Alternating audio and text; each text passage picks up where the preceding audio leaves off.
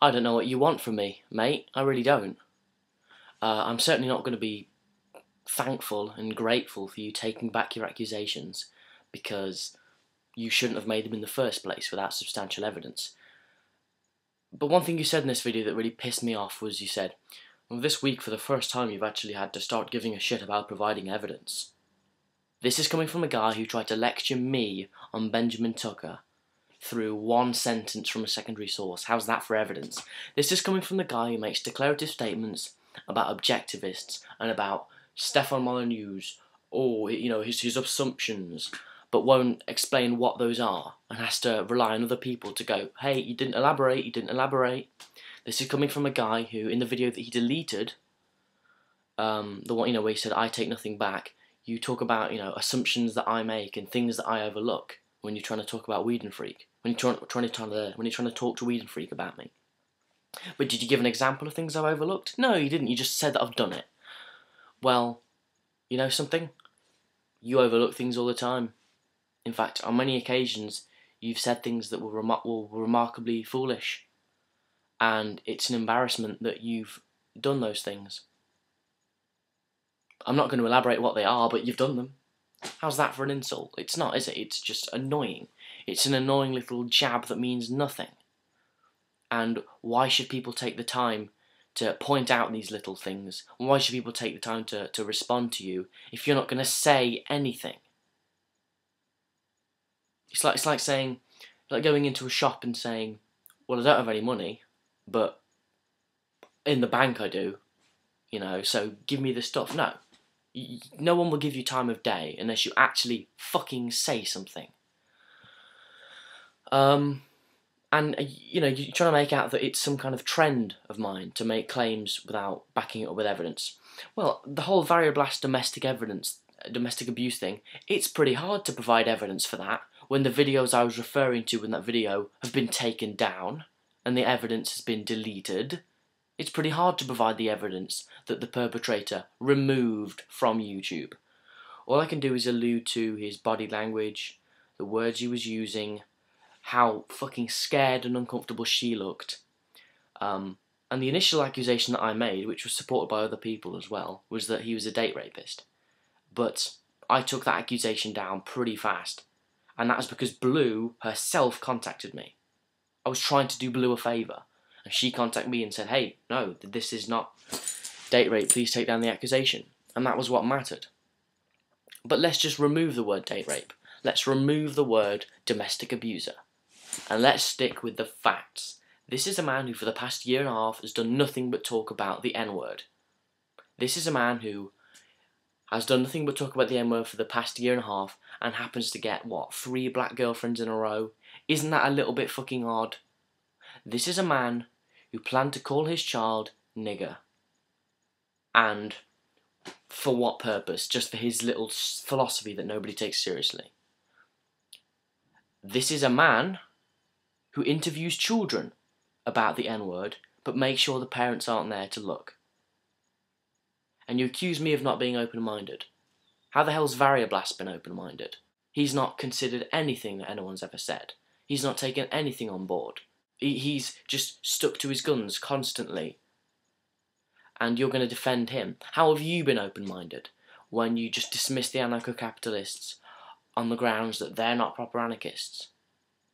And that's another thing. You're still pissy at me for saying that you're not a proper anarchist when you made the exact same accusation against me, mate. You said I wasn't a proper anarchist because of my advocacy of a police force, which was entirely misconstrued. And how did I respond to that? I provided evidence by pointing to a quote from the same page which you quoted, elaborating Benjamin Tucker's views on the police force, which I shared. And in the video that you deleted, you said that I was closed-minded and I wouldn't take anything on board because of my ANCAP values. Well, you know full well that my views are almost completely in sync with those of Benjamin Tucker. So you're saying that Benjamin Tucker was an ANCAP? Make your mind up, mate. And as for Atacana being insane, well, I wasn't the one who suggested that he needed hospitalising. I wasn't the one who suggested that he needed medical help. That was the U. James clone account, the one which you've established isn't me. So that entire tangent was completely pointless. What I said was that he's either joking or on crack. And of course I don't mean he's literally on crack. Just like people don't literally say, oh, you're off the wall, you're off the rails, you've gone haywire, you're nuts. It's just it's not literal, it's just things that you say to mean something. I mean, this is just common use of language. Is it really that difficult to figure out? Of course I don't think he's literally on crack. What I'm saying is, what he said in that video was bonkers. Okay? It was bonkers. And you responded to the things that he said. So clearly you thought they were pretty silly to say as well. I mean, really, do you have to be all analytical and, well, you haven't proved, you haven't substantial, it wasn't meant to be some big, massive critique. I wasn't trying to give some medical diagnosis. It was just me saying what he said was nuts. Why do you even have to bring that up? So yeah, what is the point in you, really? You accuse me of not being open-minded. But you haven't been open-minded to anything I've said. And I'm guessing the whole, Socratic method, I think it's the Socratic method, where ideas clash, and then the end result is something greater than the sum of its parts. The weak points fleshed out, and you're left with the best parts of each, because each criticises the weak points of the other. I can't do that unless you meet me halfway. You have a problem with me insist on being right. What, I'm dogmatic and closed-minded because I defend my positions? And I happen to think that your reasoning is faulty, and so I criticise that? Why is it my fault that you're wrong 99% of the time? So, I'm in the wrong here because I don't agree with you. How's that for being open-minded? Really, mate? I mean, I can't compromise with you. I can't synthesise your views into my own unless I delude myself into thinking your ideas are actually worth synthesising into my own. And I can't think of anyone, really, not many people anyway, whose ideas have evolved as much as mine have over the past 2 years. So to say that I'm closed-minded is complete bollocks. Yeah, there's closed-mindedness, sure. There's open-mindedness, and then there's being open-minded to the extent that your brain falls out. Well, I'd have to do that, wouldn't I, if I was to meet your fucking standard. So give me a fucking break. I'm one of the most open-minded people there are out there, but I'm not going to put up with fucktards in my life, okay? And so I'm done with you. There's really no point in you whatsoever. If you're not, you're just going to talk and talk and talk, but you're not going to fucking say anything.